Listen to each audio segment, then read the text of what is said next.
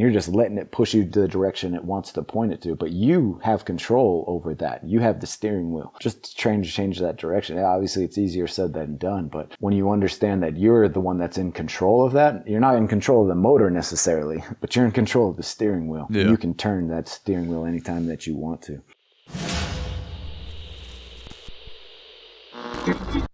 So when did your dad find out? When did you have that discussion? Because obviously at some point, you know, unless your dad is watching you on TV, it's like, holy fuck, my son's on ESPN. Yeah.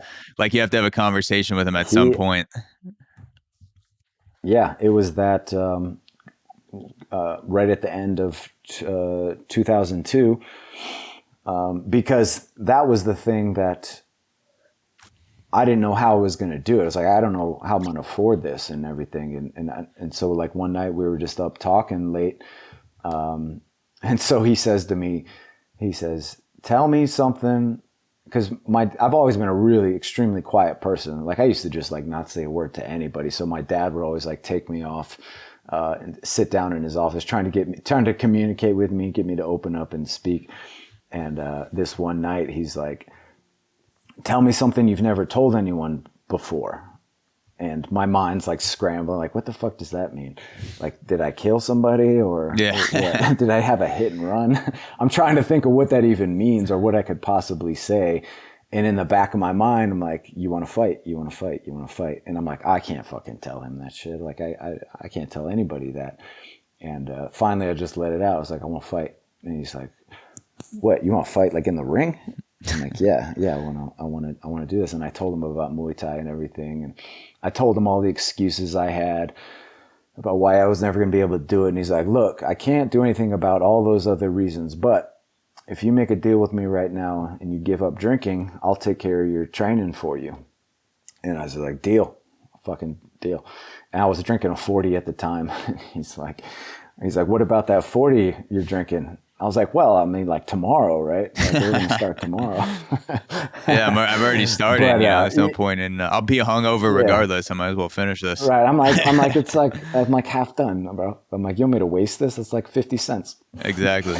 So, but you know, even then, I understood that, you know, it's like if you really want to do something, you're gonna do it now. You're not waiting until Monday to start your diet. So I poured out the 40 I was drinking and.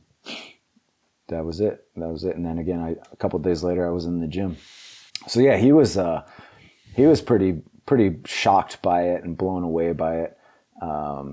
But very encouraging, especially because I was going to do something positive with my life. And, you know, my dad's always been an athletic person as well.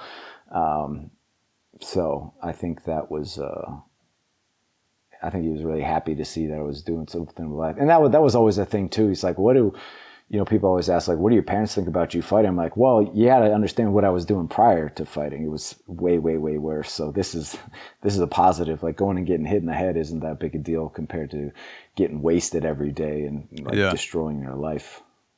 How did you quit drinking completely pretty much at the same time as Muay Thai, or how did that go? Like, were you still getting fucked up and showing up and training? How does that even, how did that work for you? That night we had that conversation, that 40 I dumped out, that was it, man. Cause I knew how far behind I was. I knew how late I was starting.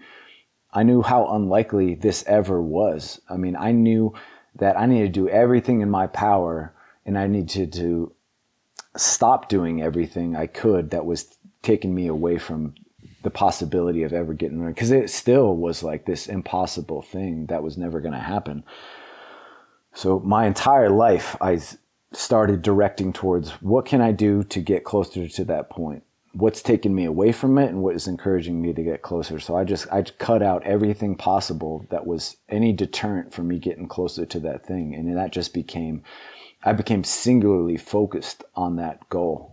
Like, is this thing right now going to help me get closer or farther away? And I started to view everything in life through that lens.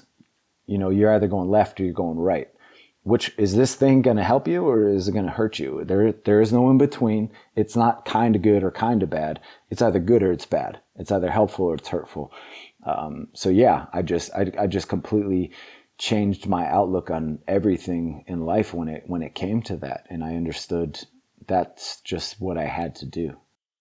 Did you go through a period of physical withdrawal while you were in the gym? Like, did you have the anxiety spikes, tremors, impossible to sleep, shit like that? Or was the jumping into training so tough and so different than what you'd done before that that it almost just counteracted the Yeah, withdrawal?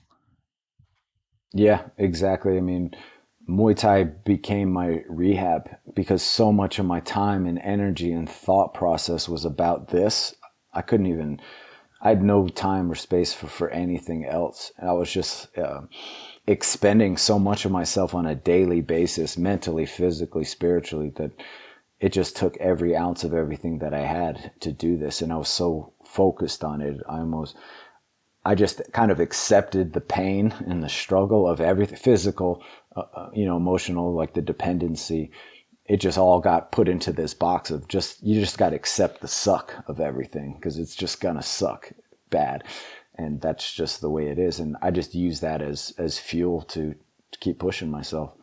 Yeah, that's a good point. It all gets boxed together if you're going through both at the same time. I'm sure you probably had days at the beginning, right when you quit drinking, where you're thinking, is this anxiety from Muay Thai or because I stopped drinking? Is this pain from, is this headache because Yeah. I'm training? Can I not sleep because I'm thinking about tomorrow or because I haven't had a Right. drink in 3 days? So yeah, I guess in a way, the way you're describing it, it does sound like the mixing of the pain and the mental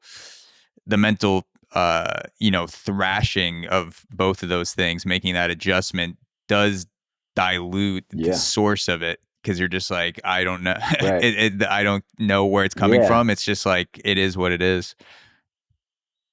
Yeah, yeah, and it is that way. I mean, it's really just about where you're going to direct this energy and what are you going to do with it, whether it's good or it's bad. It doesn't really matter. What are you going to do with this thing? You have to direct it at something. We're either going to direct it at continually destroying ourselves, or we're going to direct it at pushing ourselves. It's like I like to say that everything in the world gives us energy. It doesn't matter whether it's good or it's bad. It's energy, right? Now, what you do with it, that's where you have control. That's where you have accountability. And what are you going to do with this energy? So, but it's so easy to point to that it was a bad thing. So that means I has to contribute to a bad thing. I had this awful thing happen to me. So with that awful thing, I'm going to continue to do awful things and I'm going to destroy myself. Now you're making it twice as bad. It's like when you lose in a fight, you lose twice if you don't take anything from it, if you don't learn from it, if you don't grow from it, if you don't come out of this making yourself a better person so that thing never happens again. It's so easy to get stuck because we have a loss or a failure or a death or whatever the case may be. And we say, well, this is a bad thing. So that means bad things have to come from it, where that's all on us. We have a choice to make when it comes to that. And that's hard for all of us to accept, is that accountability in the choices that we do have, because it's so easy to point to those external factors, be like, I'm this way because that happened to me. Yeah. I I wonder if anyone's ever tried to create a martial arts focused rehab center where the pitch is that you're going to be Yeah, thrown into the deep end so quick that you're not even going to have time to feel like you're going through withdrawal because you're going to be obviously like there's yeah, different levels of withdrawal, different drugs, shit like that. But when I for picture the sure. typical rehab center and you're sitting around, you're in the pool, you have all this time to think, you're going through therapy and things like that, having to talk to people, but it almost seems like it could be a detriment to have too much time to think while you're going through something Yeah, like withdrawal. And for if certain. you're thrown into the fire, uh, sounds like a terrible idea to do while you're getting a drug out of your system, but there probably are some Yeah, people who would benefit from that. certainly. I mean, I think we all need an outlet for what to do with this stuff that's in us, you know. And again, we're either going to direct it toward a positive thing or a negative thing. It's not like that thing that I have in me went away. I just directed it towards something positive and pushed myself in a different direction with it. It's still the same energy. It's still the same stuff. It's still the same fuel that's coming through me. It's just where are you going to point that? What are you going to point that at? And if we can encourage people and show that them they do have a choice to make in what direction they kind of point this thing. It's like you got this motor behind you and you're just letting it push you to the direction it wants to point it to, but you have control over that. You have the steering wheel. Just trying to change that direction. Obviously it's easier said than done, but when you understand that you're the one that's in control of that, you're not in control of the motor necessarily, but you're in control of the steering wheel. Yeah. You can turn that steering wheel anytime that you want to.